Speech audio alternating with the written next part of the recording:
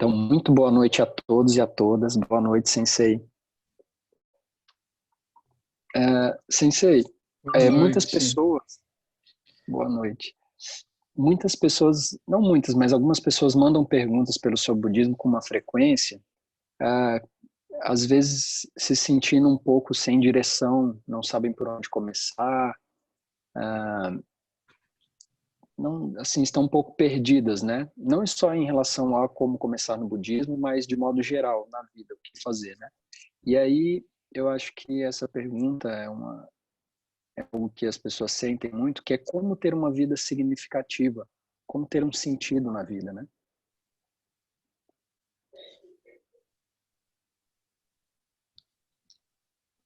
Uma vida significativa, não é? Isso.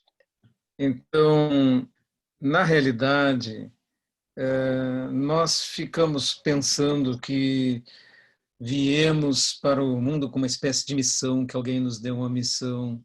Isso, na realidade, é um truque da própria mente, da vaidade também, pessoal, em achar que nós somos tão importantes que receberíamos uma missão determinada para executar. Nós temos que inverter esse pensamento. Você está me ouvindo bem, Leonardo? Porque a imagem está congelada.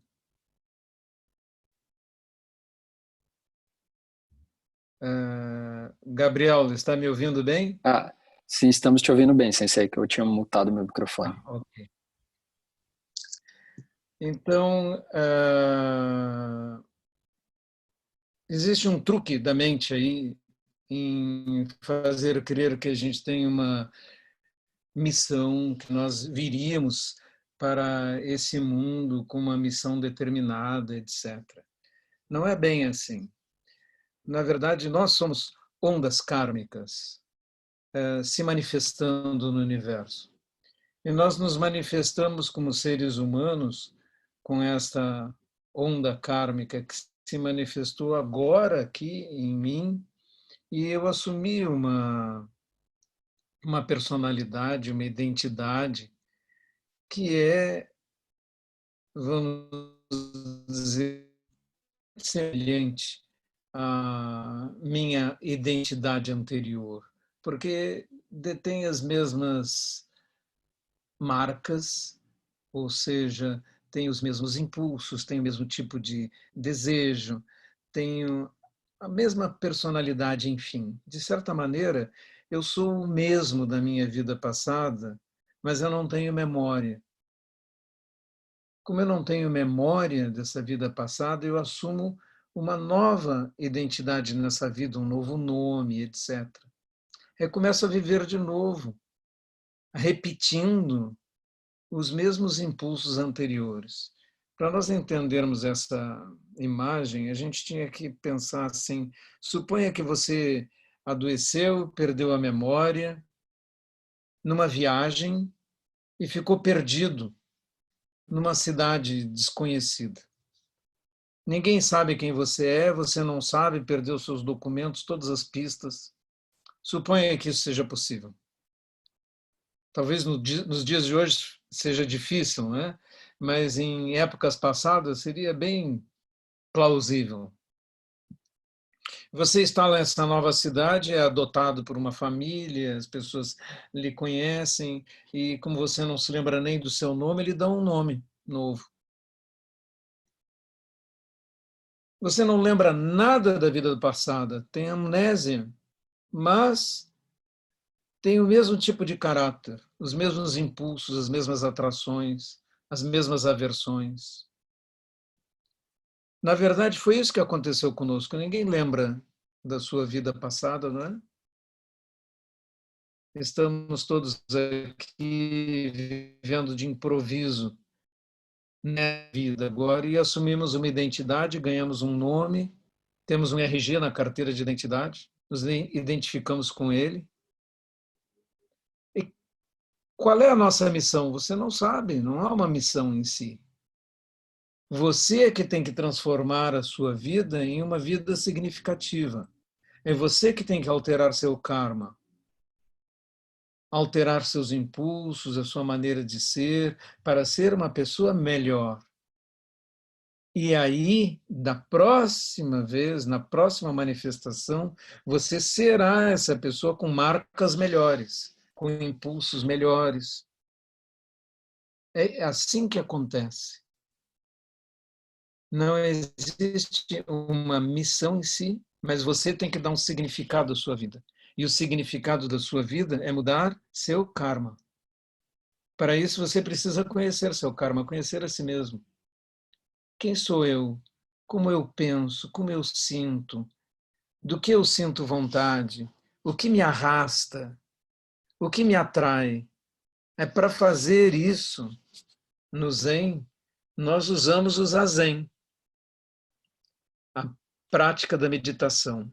Você senta e surgem seus pensamentos. Aí, quando surgem seus pensamentos, você descobre quem você é agora. Eu sou esse que pensa assim, que sente assim, a quem ocorrem tais e tais coisas. Eu sou este. Como eu mudo este?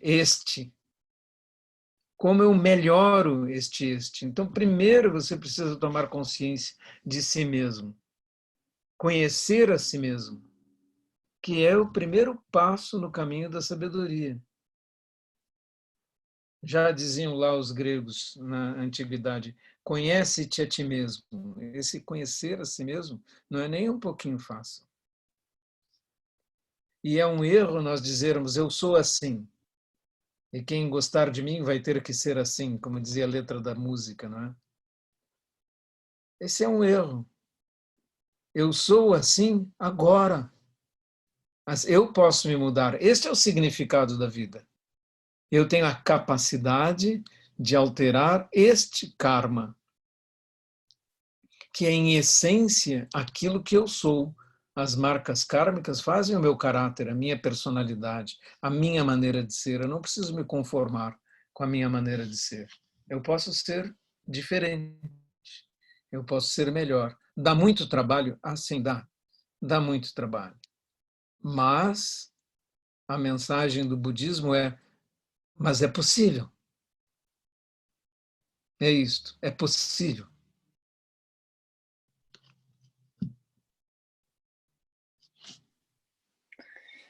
Muito obrigado, Sensei.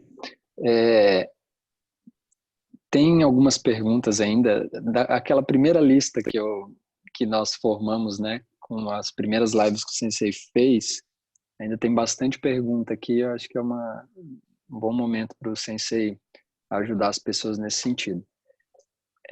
Tem uma pergunta que diz: como aceitar a morte precoce e inesperada de um familiar muito amado?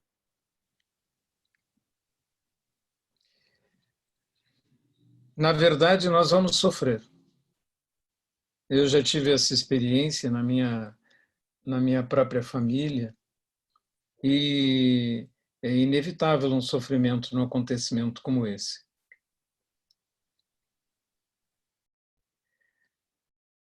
Aceitar é uma coisa que vai ser inevitável, você terá que aceitar. A pergunta verdadeira que está por trás disso é: como eu posso superar este sofrimento? Eu só posso superar esse sofrimento com uma compreensão mais profunda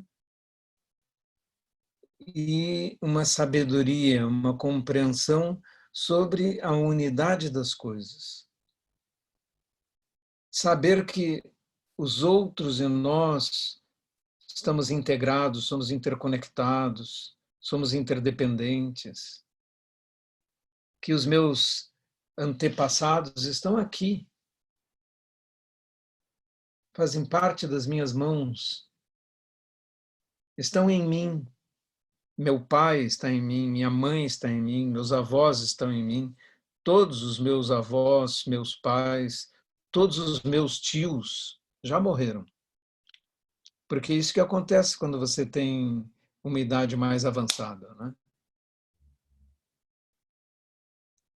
Mas é muito mais doloroso quando morre alguém mais jovem do que nós. porque essa é uma inversão da ordem natural das coisas. No entanto, também o tempo vai passar, também isso vai ser absorvido, também a própria morte, vamos esquecer também, mas compreender e aceitar permanecer todas as coisas é necessário, mas não nos isenta completamente de toda dor e sofrimento causado por isto, porque nós somos seres afetivos e teremos sentimentos de perdas. Mas quando nós sentimos perdas, devemos saber sofrer. É sofrer sincera e completamente. Mas saber, estou sofrendo agora. Esse sofrimento me vem por ondas. Mas ele vai tornar-se diferente com o tempo. Eu já assisti isso muitas vezes. Pais perdem filhos.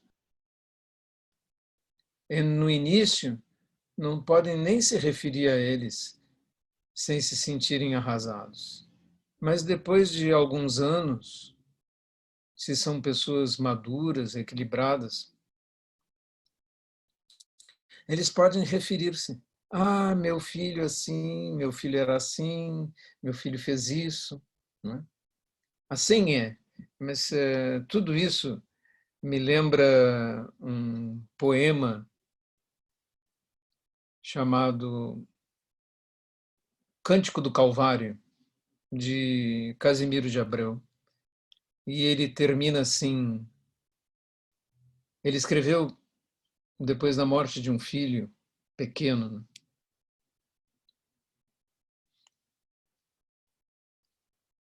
Escreveu para o filho, como se ele fosse uma estrela no céu. Né? E diz: brilha, brilha e fulgura,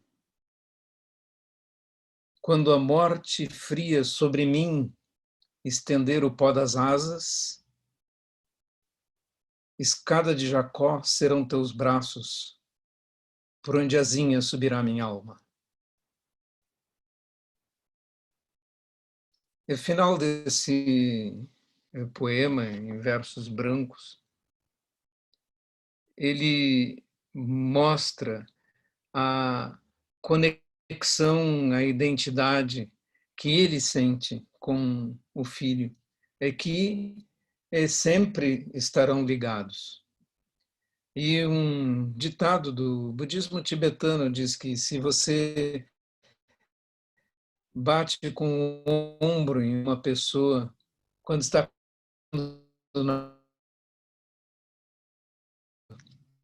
se encontrou com ele em 500 vidas.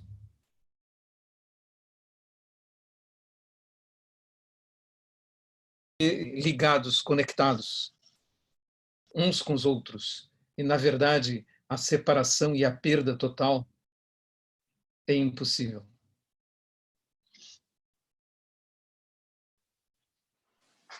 Muito obrigado, Sensei, pela resposta.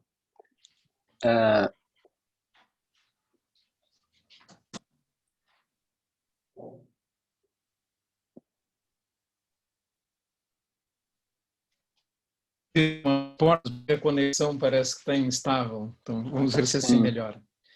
Tá. Sensei, a próxima pergunta é como mudar os pensamentos negativos?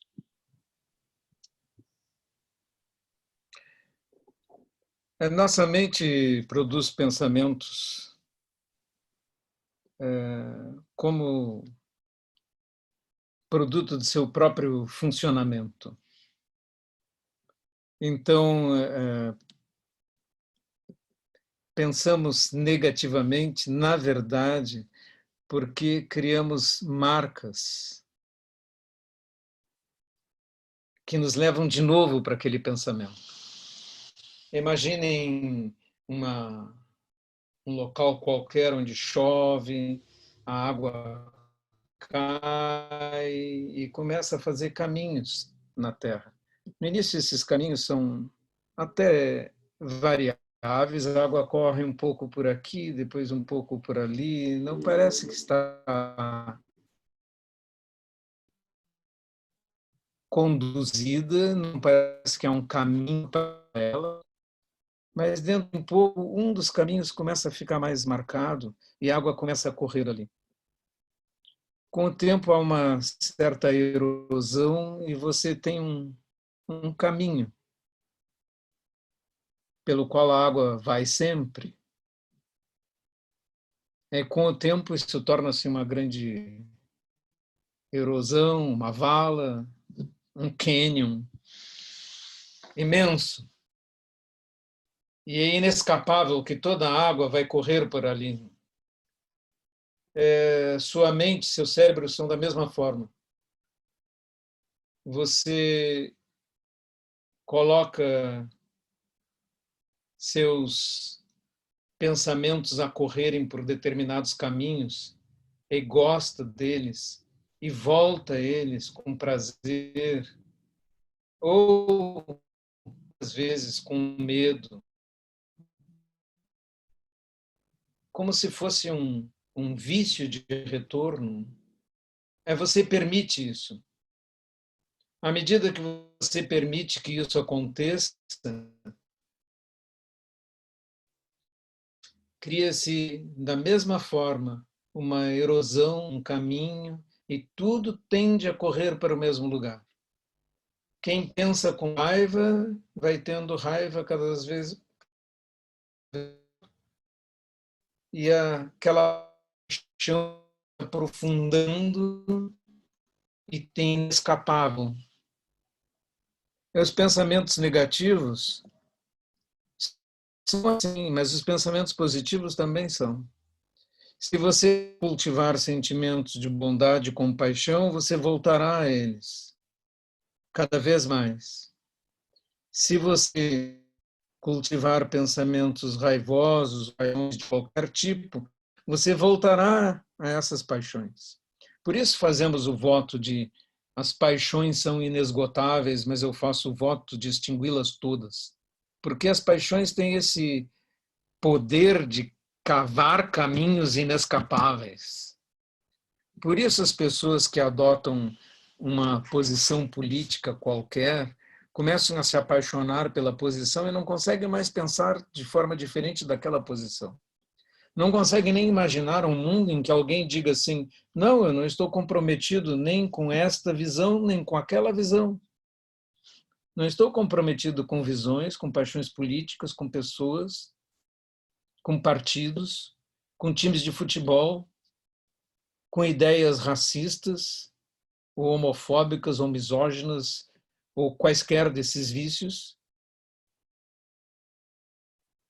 Se você mantiver a sua mente livre das paixões, poderá conduzir seus pensamentos para onde você desejar. Mas existem muitas formas de treinamento para isso. Você senta-se para meditar e quando surgem pensamentos negativos,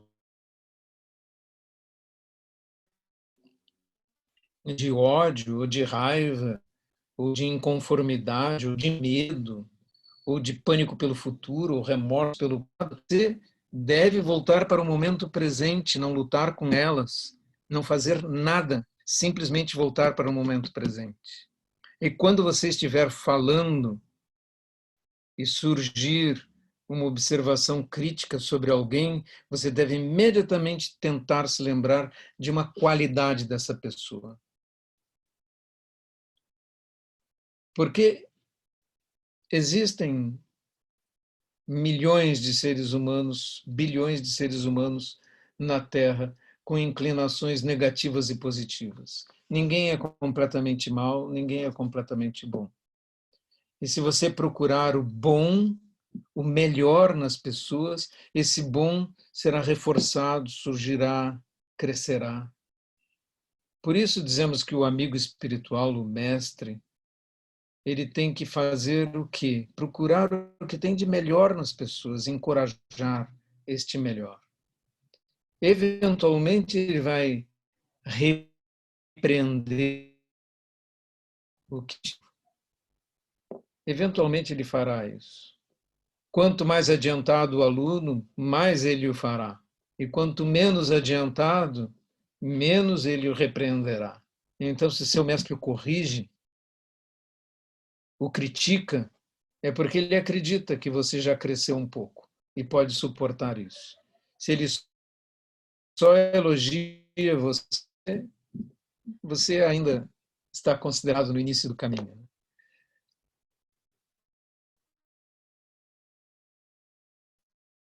Então, pensamentos negativos dependem de motivo, assim como os pensamentos positivos. Tem instrumentos com a meditação, com a prática do Dharma, de reforçar o que é bom e abandonar o que é mal. Você tem essa capacidade. Acredite em si mesmo.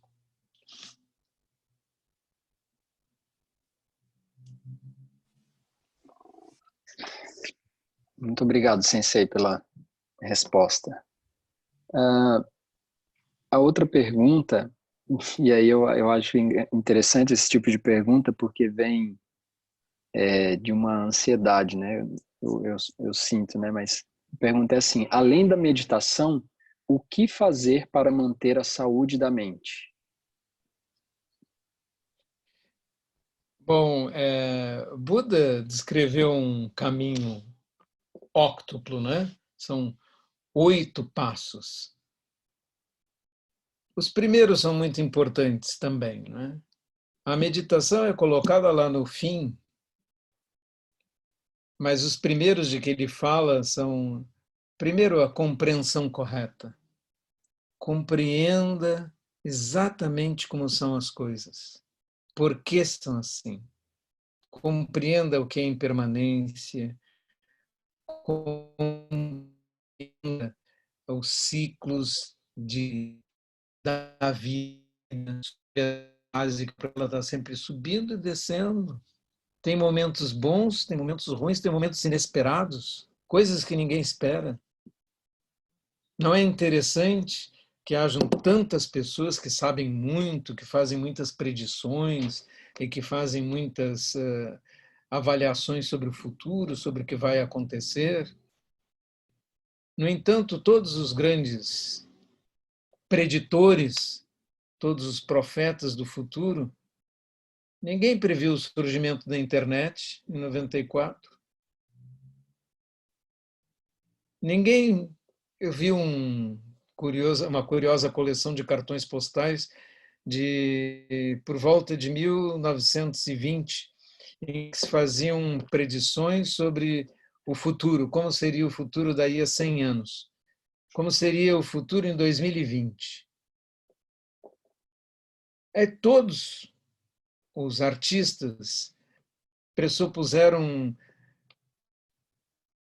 coisas mecânicas, maravilhosas mecânicas. Seria possível enviar cartas da Europa para os Estados Unidos através de tubos pneumáticos. Nós colocaríamos as cartas dentro dos tubos e as despacharíamos na velocidade de uma bala de fuzil em tubos pneumáticos no oceano. Ninguém imaginou a transmissão das mensagens por um mecanismo qualquer na velocidade da luz. Ninguém imaginou isso. Vocês imaginem as pessoas no tempo dos trens, né? Os Estados Unidos foi cortado de lado a lado por trens em 1889.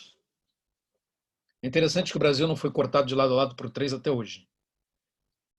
Mas imaginem alguém chegar na sala de um grande investidor em trens da época, o senhor Vanderbilt, maior transportador de pessoas pelo sistema ferroviário, um bilionário, e dissesse a ele: o futuro do transporte, senhor Vanderbilt, é colocar pessoas em tubos de alumínio amarrados em cadeiras e jogá-los a 10 quilômetros de altura. O que vocês acham que Mr. Vanderbilt teria feito com esse tipo de pessoa que viesse falar sobre esse futuro?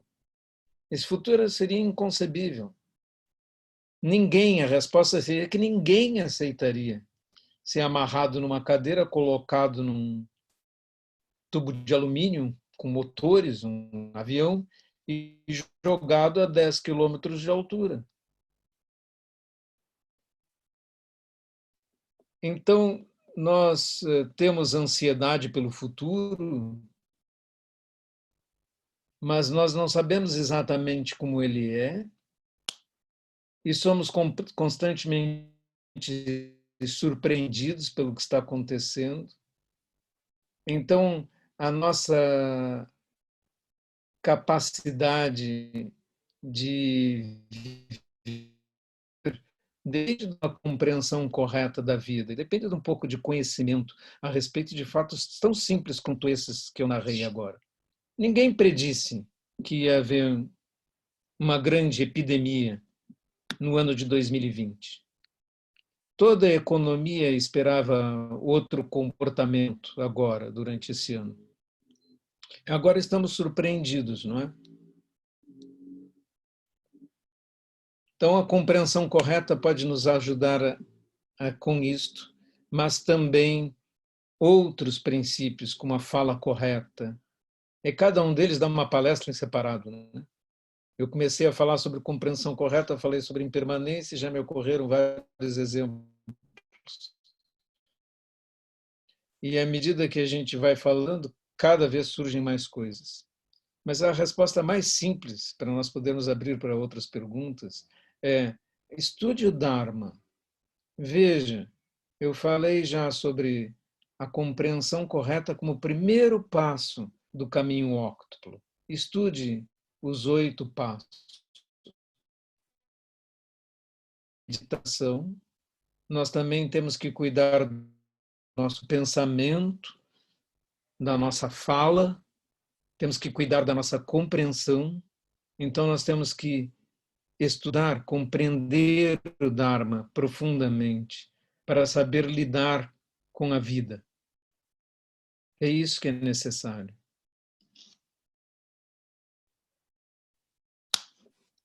Muito obrigado, Sensei, pela resposta. A próxima pergunta é: como suportar o processo de desapego emocional e material?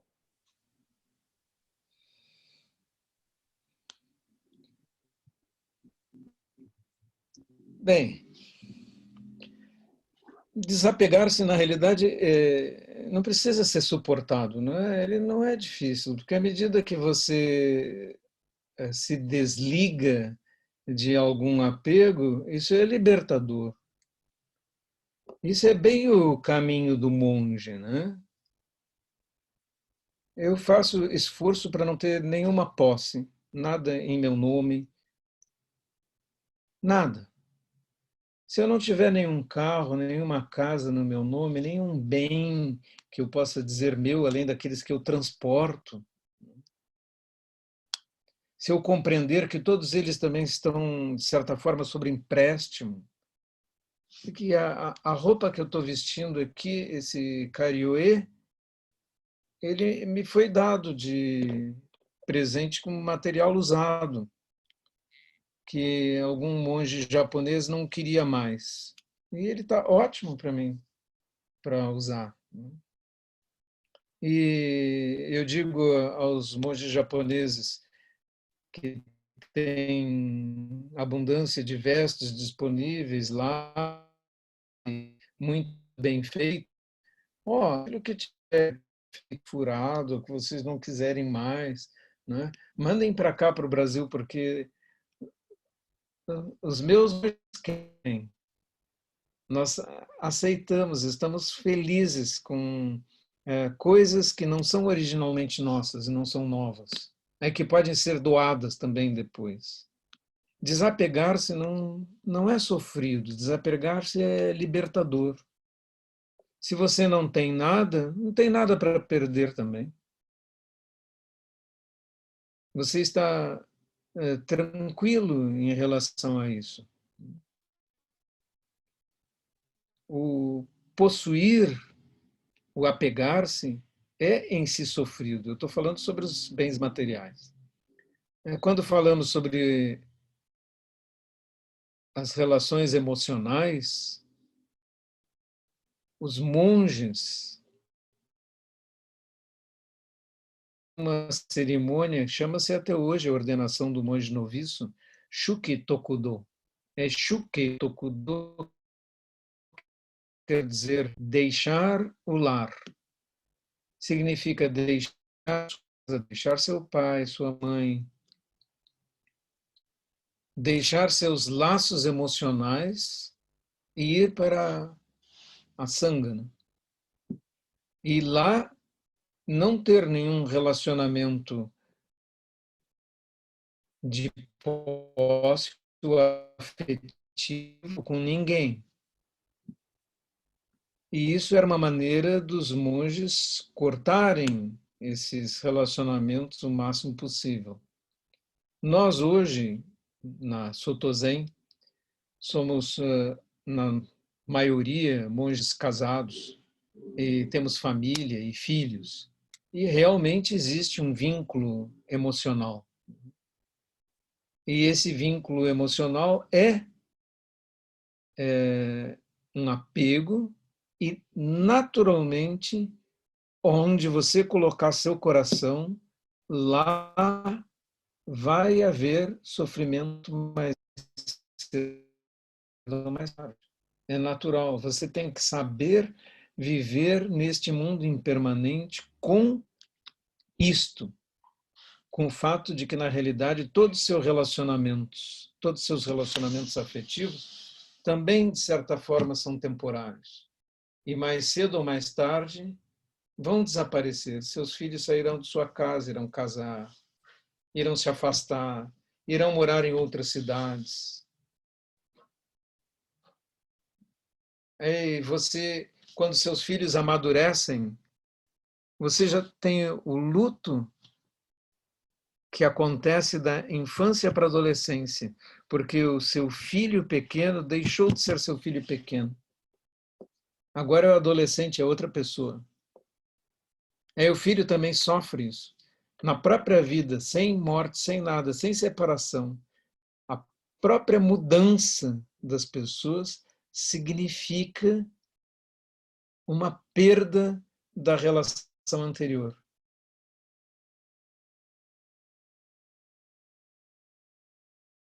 Então, vivemos em um mundo de mudança. E aceitar isso é muito importante. Se aceitarmos muito bem, com toda a naturalidade, se compreendermos isso, então não será difícil viver com desapego. Sobre isso tem uma história muito interessante. Temos tempo para uma historieta? Ok. Havia um monge, eu vou tentar contar mais rápido para abrir espaço para perguntas. Havia um monge muito respeitado que morava perto de uma aldeia, num eremitério, e a filha do prefeito da aldeia teve um caso amoroso com um cavalariço, que era uma pessoa que não era do status familiar dela.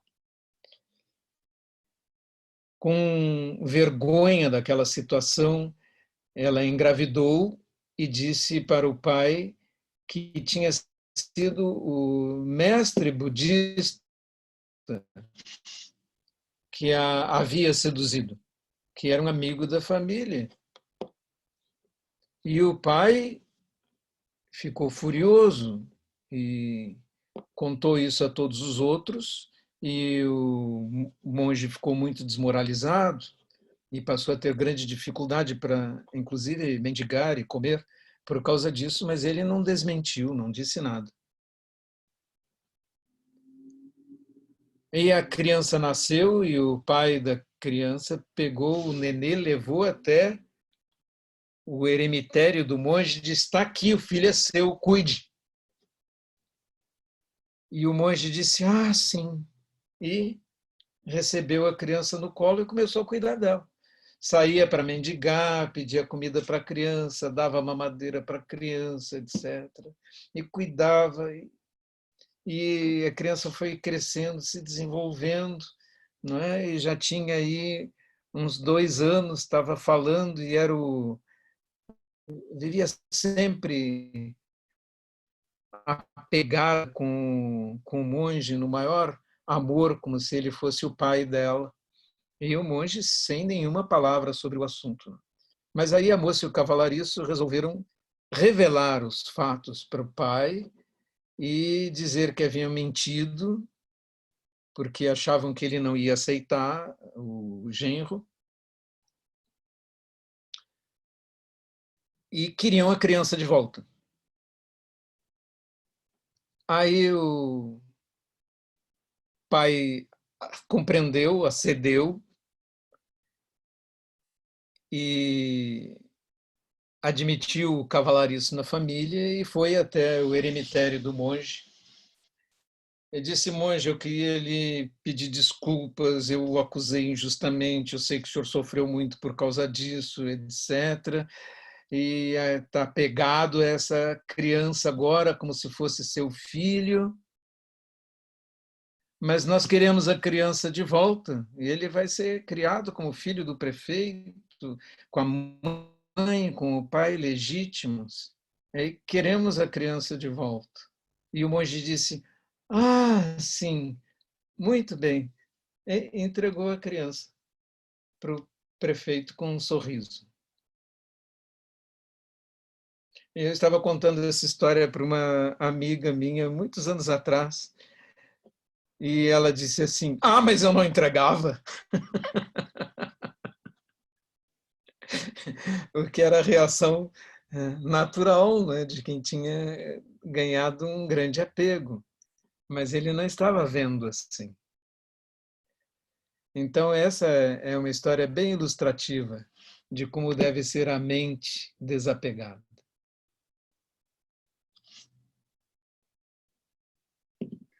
Muito bom, Sensei, muito obrigado pela resposta. Aqui no chat tem uma pergunta. É possível conduzir uma pessoa que tem dificuldade de fazer meditação para o caminho budista? É do Newton.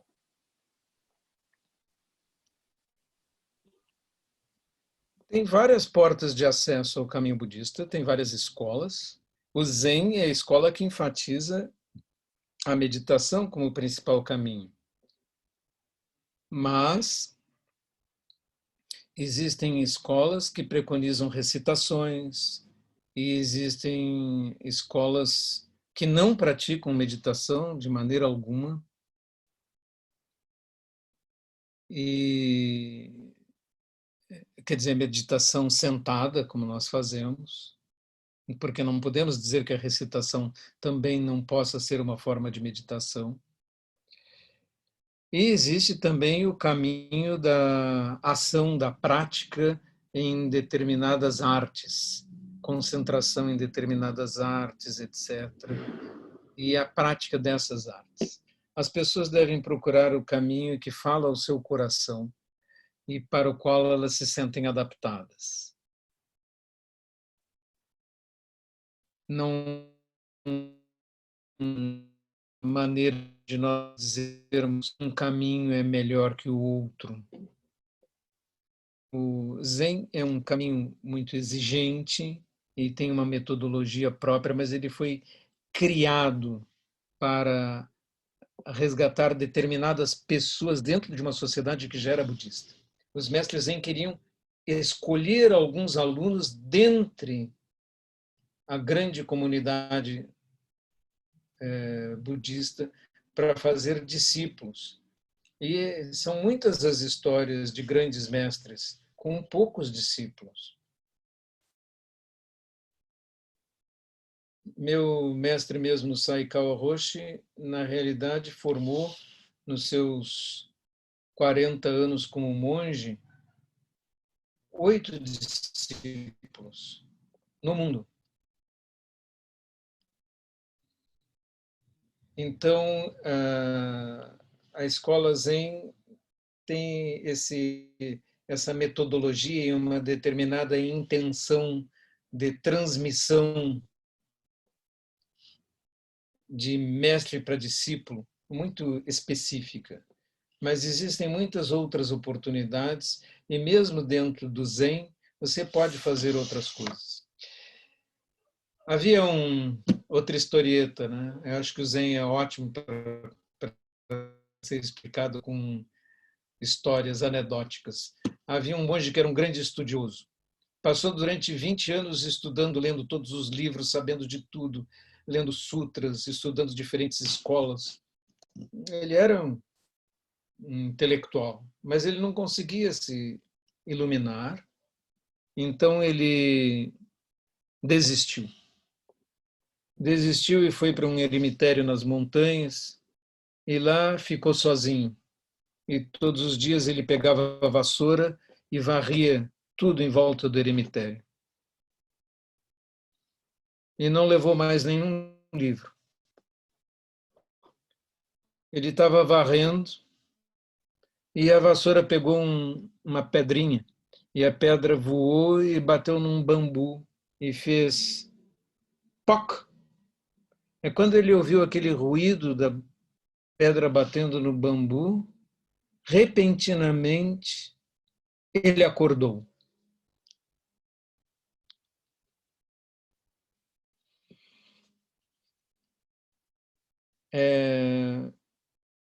Na verdade, o método certo para ele não era estudar, era varrer.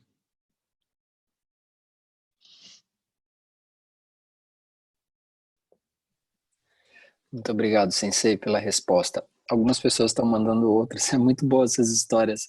A gente podia fazer uma live só de historietas, né, Sensei? O Sensei, e onde encontra essas historietas, essas histórias, hein?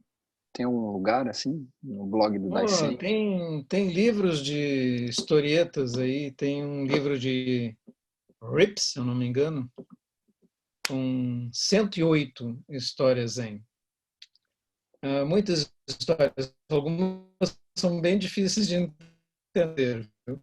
Se não tiver ninguém para explicar, você fica olhando a história e diz, mas afinal, e aí? A história terminou e a pedra bateu no bambu e agora? O que quis dizer isto, né? Então é necessário um pouquinho de esclarecimento às vezes, né? Mas as historietas são maravilhosas porque elas transmitem o espírito como numa anedota, né? Sua mente tem que dar um salto para entender e não é com uma questão conceitual que você vai resolver o problema. Tem muitas histórias magníficas, né? Eu gosto muito delas, realmente. E no dia que você quiser fazer uma live de historietas, a gente faz. Perfeito, Sensei. Algumas outras pessoas mandaram algumas outras perguntas.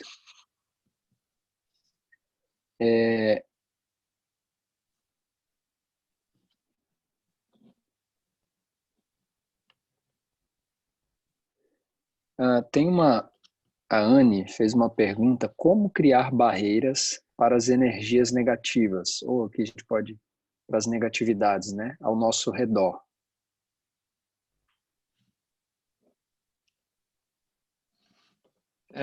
Às vezes a gente pensa que as negatividades estão do lado de fora, né? Mas aquilo que é negativo só nos alcança porque nós temos uma mente receptora, né? Imagine que você é como um aparelho de rádio. Você pode sintonizar a rádio que você quiser, não é? Se você não tiver sintonizado com uma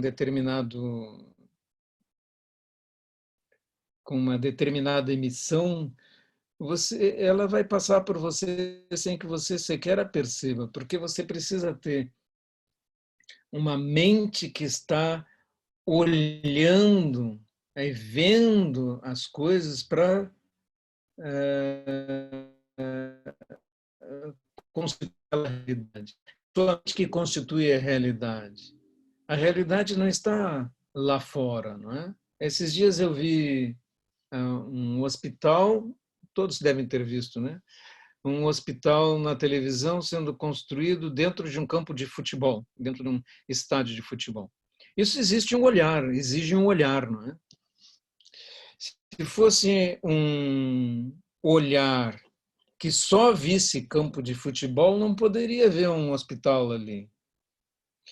Só existe um hospital porque alguém olhou com olho de querer ver um local para um hospital e viu, olha, aqui tem um campo, e nós podemos colocar o hospital aqui dentro. Precisa um olhar para isso. Tem um ditado coreano que diz assim, olho de cachorro só vê poste. E me foi dito uma vez por um professor coreano, porque nós estávamos olhando locais para instalar uma academia de artes marciais e cada vez que nós dois olhávamos, nós olhávamos o espaço, a distância das paredes, etc., as condições para um dojo de artes marciais. Naquela época eu tinha uma academia, né, de karatê, judô, kung fu. E esse era um professor de taekwondo.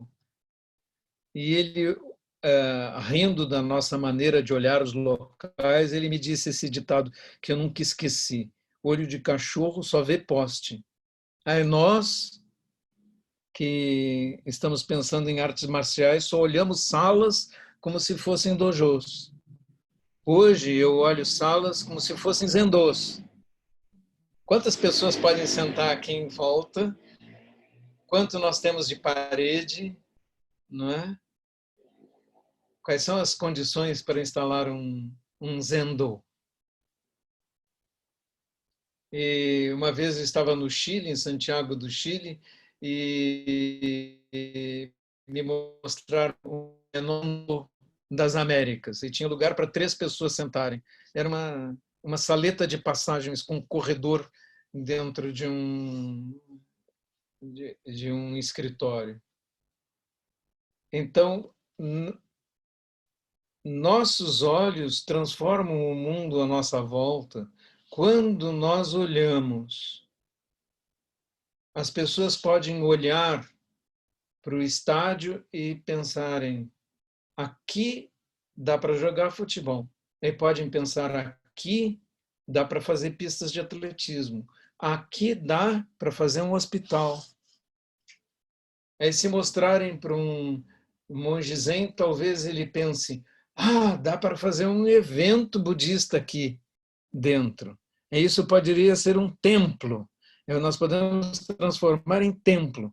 Há palácios no Japão, foram palácios, edifícios construídos, fortificados até, para serem fortes, com visões de guerra, e que tornaram-se templos budistas, porque alguém foi lá e olhou com olhos de templo, e aí transformou aquele lugar em templo.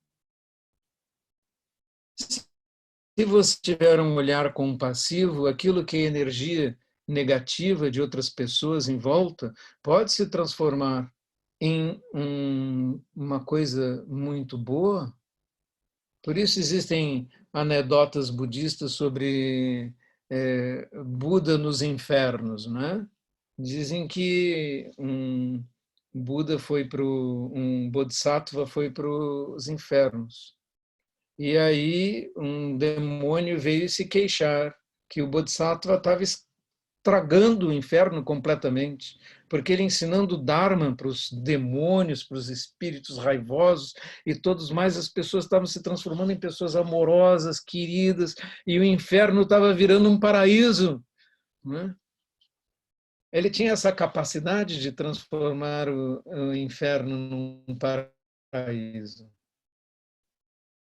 E essa capacidade de transformação é a capacidade que nós procuramos em nós, no nosso olhar. Se o nosso olhar for capaz de transformar, então o mundo será outro. É só uma questão de olhar.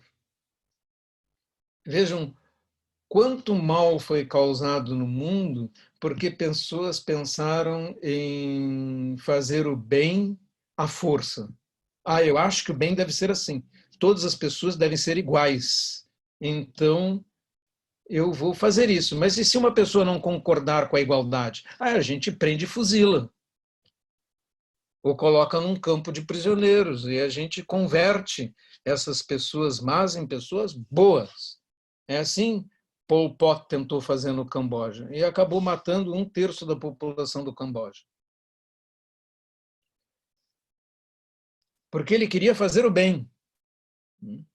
Mas ele tinha a visão de fazer o bem não com olhos compassivos, mas com os olhos do bem que ele imaginava como seu bem. E isso acontece com cada um dos criminosos de ditadores autoritários de todo tipo que surgem no mundo. Eles têm uma ideia do que é o bem, do que é a sociedade boa ou perfeita, e daí querem forçá-la através da força. É por isso que você vê extremistas de direita surrando pessoas de esquerda nas ruas. E por isso que você vê extremistas de esquerda surrando extremistas de direita na rua. Porque nenhum dos dois está vendo aonde está o bem e a compassividade. Ambos querem forçar aquilo que a ideia pelas quais eles se apaixonaram. E estas paixões é que são o defeito humano. Se dentro do nosso olhar houvesse o olhar do Bodhisattva, os infernos seriam transformados em paraísos. E não importa qual é a ideologia, se houver autoritarismo, força, imposição de ideias, se houver violência, sempre será um inferno. Se houver compassividade, caridade, bondade, sempre os infernos poderão ser transformados em paraísos.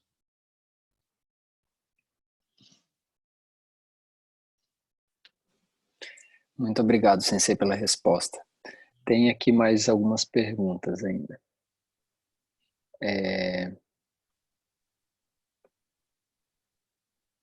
Se a pessoa não consegue acreditar em reencarnação, é possível praticar o budismo?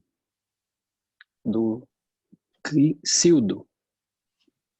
Primeiro, vamos dizer que a palavra reencarnação ou a ideia reencarnação não existe no budismo. Essa é a primeira coisa, né? A tradução da ideia de continuidade kármica que está dentro do budismo não cabe dentro da ideia de reencarnação.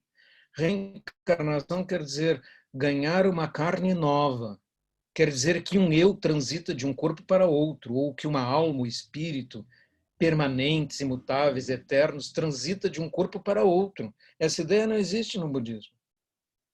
A ideia budista é que o karma continua e gera contínuas manifestações. Eu sou continuação de manifestações kármicas do passado, porque isso é natural, tudo continua. Se eu sou diferente das outras pessoas é porque existe alguma coisa diferente no passado, porque não existem causas sem efeitos, nem efeitos sem causas. Se existe esse efeito, ele tem uma causa. A causa mais provável é a existência de algo antes de mim. Mas o budismo diz que os eus são construídos. Você constrói o seu eu dentro da sua vida agora. Você não lembra de um eu anterior. E como o eu depende de memória para subsistir, então podemos deduzir que este eu desta vida é construído agora, com as memórias de agora, embora carregue causas passadas, pregressas. Mas isso não cabe dentro da palavra reencarnação. Não cabe. Durante bastante tempo tentou-se usar a palavra renascimento nesse sentido, mas o re continua causando problema, parece que nasceu de novo. Por isso eu cunhei a expressão para os meus alunos, espero que pegue, né? Nova manifestação kármica. Você é uma nova manifestação kármica de seu karma anterior. É só isso. Mas você não é uma reencarnação. E, além disso, nós estamos em contínua mudança, sempre em contínua mudança. E dentro dessa ideia de contínua mudança, não cabe a ideia de uma alma eterna e imutável, ou de um espírito sempre o mesmo que carrega um eu. Não cabe isso. Nós somos continuidade do passado e continuaremos. Temos eus evanescentes agora. Melhor pensarmos em termos de continuidade e não falarmos em termos de reencarnação. Então, nesse sentido, e com tudo que eu expliquei aqui, acreditar não é necessário. Você só precisa ter a desconfiança de que você é efeito de causas pregressas e que é possível mudar a sua constituição kármica de modo a que as causas futuras sejam melhores. De vez em quando surge alguém também para me dizer assim: mas por que eu vou me esforçar para ser melhor se eu não vou estar no futuro, numa nova vida? Mas agora, nesta vida mesmo, você não estava 4 anos, seus primeiros 4 anos de vida, você não lembra quase nada. O cérebro é reformatado perto dos 4 anos e as pessoas esquecem a maioria absoluta das suas memórias anteriores. Ninguém lembra como começou a andar, ninguém lembra como aprendeu a falar. As pessoas não lembram isso. No entanto, você sabe falar. O efeito está aqui. No entanto, você sabe andar. O efeito está aqui. E se você, lá com 3 anos de idade, fizer uma arte e perder um dedo, não adianta você dizer: mas eu não me lembro, eu não estava lá, era outra pessoa aquela criança, porque eu não tenho memória daquele tempo. Verdade, mas o dedo está faltando, não está? Então o efeito está aqui agora, mesmo que você não lembre. E os efeitos das suas ações passadas, em vidas anteriores, manifestações anteriores do seu karma, estão presentes agora, mesmo que você não lembre o que você fez para ter esses efeitos agora. Você é efeito das causas pregressas. E isso é indiscutível, não precisa se acreditar nisso. Todo mundo pode concluir facilmente, por um exercício de lógica simples, que os efeitos têm causas. Simples assim.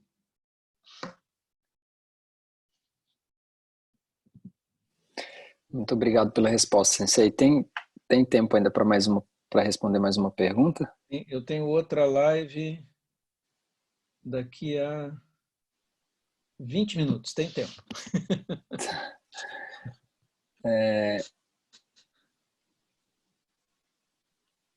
A pergunta do Luiz Henrique é: lidar com medo ou apenas observá-lo quando o sentimento vier? Quando o sentimento vier, você tem que se perguntar: de onde vem esse medo? Por que eu tenho medo? Todos os sentimentos têm causas básicas. Por exemplo, se você tem medo do coronavírus, você tem medo de ficar doente, tem medo de morrer, não é? Mas perder o medo de morrer e ficar doente é uma decorrência de estar vivo. Perder o medo de morrer é requisito essencial para viver livremente. de modo que você tem que olhar a origem. Onde está a origem disto? Normalmente, quando nós ficamos ofendidos ou ficamos chateados porque alguém falou isso ou aquilo, se você investigar de onde vem o meu sentimento de estar chateado, de estar entristecido com essa observação que alguém fez, veio da minha vaidade, do meu orgulho, não veio? Se eu não tiver vaidade nem orgulho, então não tem mais problema. Eu me livrei disso. Nós tentamos ensinar isso para os monges. Dizemos aos monges assim: você tem que raspar a cabeça e tem que raspar as barbas. E não pode usar perfumes, e não pode usar adereços, não pode usar joias.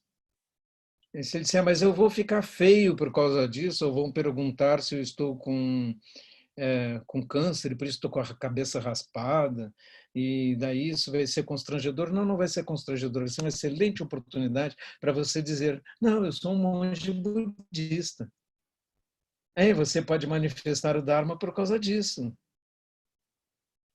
Aí quando você raspou a cabeça e raspou a barba, e na Tailândia os monges raspam as sobrancelhas, aí você fica feio. Aí você não está mais preocupado com essa questão de ser feio ou bonito. E essa é uma grande liberdade e uma grande libertação. E cada um dos nossos medos, receios e tudo mais é assim também. Antigamente, os monges eram levados aos cemitérios e tinham que meditar ao lado de corpos se decompondo e ver aquele corpo se decompondo até virar ossos. E saber, eu também vou ser assim, eu também vou ficar assim. Quando eu estava num mosteiro no Japão, tínhamos que trabalhar também com os ossos dos mortos que tinham sido cremados e cujos ossos, alguns ossos ficavam em urnas, não é? E eu me lembro de pegar crânios na mão que você tinha que tomar muito cuidado, porque se você pegasse com um pouquinho mais de esforço, ele quebrava. E você vê com clareza, eu também sou assim. Também sou constituído de ossos assim que vão ficar dessa forma. Então, se eu vejo essa possibilidade com tranquilidade, com certeza de que ela vai ocorrer, e também se eu vejo a continuidade kármica como certa, porque ela existiu até agora e continua depois, se eu vejo que eu pertenço a um universo e sou muito antigo, e o universo também, e as coisas continuam durante dias cósmicos, kalpas, tempos enormes. Eu tenho que pensar em sair do sofrimento, não ter medo por coisas pequenas e certas. Para terminar, tem aquela historinha do homem que está caindo num precipício, né? Porque vem um tigre atrás dele e ele se agarra num arbusto. Essa história tem várias versões, vou contar uma versão zen. Ele cai no precipício, se agarra num arbusto e olha para baixo e tem outro tigre lá embaixo. Ele olha para o arbusto e tem um rato preto e um rato branco roendo as raízes do arbusto. O arbusto vai cair, ele vai cair lá embaixo do precipício. E o tigre lá de baixo vai comê-lo. E tem um tigre em cima, não tem como escapar. Aí ele vê que no galho do arbusto tem uns frutos vermelhos muito bonitos. Ele pega um, coloca na boca e o fruto é doce. E ele diz, que maravilha, como é gostoso. Essa é bem uma parábola da vida. Vem todas as atribulações da vida correndo atrás de você, você cai no precipício, se agarra no arbusto, mas um rato preto e o branco são o dia e a noite, o tempo, roem as raízes e o arbusto vai cair mais cedo ou mais tarde. mas o arbusto da vida tem frutos doces e vermelhos para comer.